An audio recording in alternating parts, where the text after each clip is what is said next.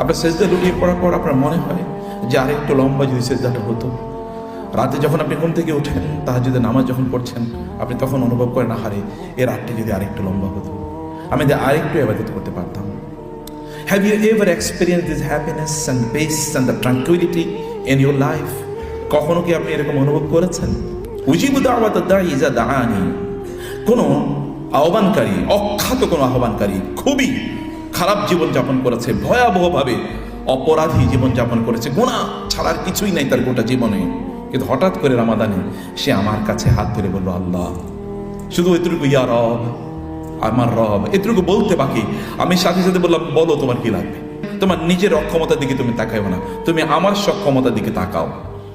তুমি দুর্বল এদিকে তাকাও না, আমি সবল শক্তিশালী, তুমি আমার দিকে তাকাও। তোমার নাই এদিকে তাকাও না, তুমি অপরাধী এদিকে তাকাও না, আমি ক্ষমাশীল, তুমি আমার দিকে তাকাও। তুমি গরিব এটার দিকে তাকাও না, আমি ধনী। তোমার কম আছে এর দিকে তাকাও না, আমি সব কিছুর মালিক। আমি মালিকাল মুলকি তুতিল মুলকা মান তাশা ওয়া তানজিউল মুলকা মিম্মান তাশা। আমি সব কিছুর মালিক। আমি তোমার অন্তরকে নিয়ন্ত্রণ করি। তোমার অন্তরে ব্যথা আছে, তুমি বলো, আমার অন্তরে, তোমার অন্তরে ব্যথাগুলো আমি দূর করে দেবো সব। তুমি অসুস্থ, বলো, আমি সেটা সুস্থ করে দেবো তোমাকে, সব আমি করে দেবো। আমার এখানে কোনো কিছুর কমতি নাই। আমি কেবল অপেক্ষায় থাকি তুমি কখন আমাকে বলবে, কখন তোমার দুহাত তুলে আমাকে বলবে, অথবা তোমার মনের বক্তব্যগুলো কখন আমাকে বলবে। আমাকে শব্দ করে বলার প্রয়োজন নেই, কেবল তুমি আমাকে ফিসফিসিয়ে বলো, অথবা ফিসফিসিয়ে বলার দরকার নেই, কেবল তোমার মনে মনে আমাকে একটু জপো, আমাকে কেবল একটু ভাবো। ফাজকুরুনি আযকুরুকুম ওয়াশকুরুলি ওয়ালা তাকফুরুন। তোমরা কেবল আমাকে একটু মনে মনে স্মরণ করো না।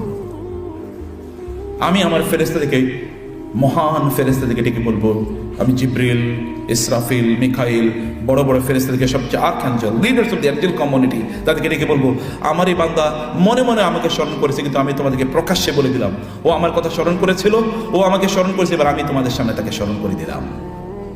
রেকর্ড ইট, রেজিস্টার ইট, এটাকে রেজিস্টার করে রাখো, রেকর্ড করে রাখো। সমাজের ভাইয়েরা বলবেন, এরকম অফুরন্ত সময় আপনার সামনে আছে, এবং এটাকে অ্যাভেল করতে হলে কেবল ফালইস্তাজিবু লি, কেবল তারা যেন আমাকে বলার জন্য চেষ্টা করে, আমার ডাকে সাড়া দেওয়ার জন্য তারা চেষ্টা করে, আমি কেবল তাদের চেষ্টা করে দেখবো। ইন্না সাইয়াকুম কানা মাশকুরা, আমি তোমাদের প্রচেষ্টাগুলোর শুকর আদায় করো, আমি কৃতজ্ঞ, শাকুর। মহান আল্লাহ সুবহানাহু ওয়া তাআলা তিনি মহান, এবং কৃতজ্ঞতাও তিনি মহান। তার কৃতজ্ঞতা মানে কি? তার কৃতজ্ঞতা, he will never forget anything which you have done for him. আপনি তার জন্য করেছেন এমন কোনো কিছু তিনি কখনো বলে যান না, ওমা কানা রাব্বুকা নাসিয়া।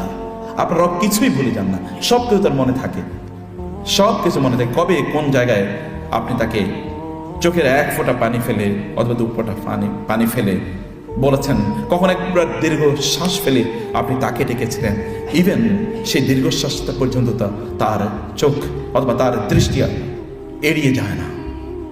অন্যরা অন্যদিকে আপনি কষ্ট পেয়ে হয়তো বা চোখ মুছেছেন, টিস্যুতে চোখ মুছে ফেলেছেন, অথবা আঙ্গুল দিয়ে আপনার ওই চোখের পানিটা জমিনে পড়তে দেন না, কাউকে দেখাতে দেন নাই, আপনি দুর্বলতা কাউকে শো করতে দেন নাই, তো আপনার রব দেখেছে। কিছু অন্তর আছে এরকম, যে অন্তরগুলো যখন কোরআনের বাণী শোনে তখন তার হৃদয়কে উন্মুক্ত করে দেয়, অন্তরকে উন্মুক্ত করে দেয়, বিশাল প্রান্তরের মতো। এটা কয়েক একর মিলে একটা জমির মতো, একটা ল্যান্ডের মতো, যে আমি যখন এই কোরআনের কথা শোনাচ্ছি আমার গোটা হৃদয়কে উন্মুক্ত করে দিয়েছি।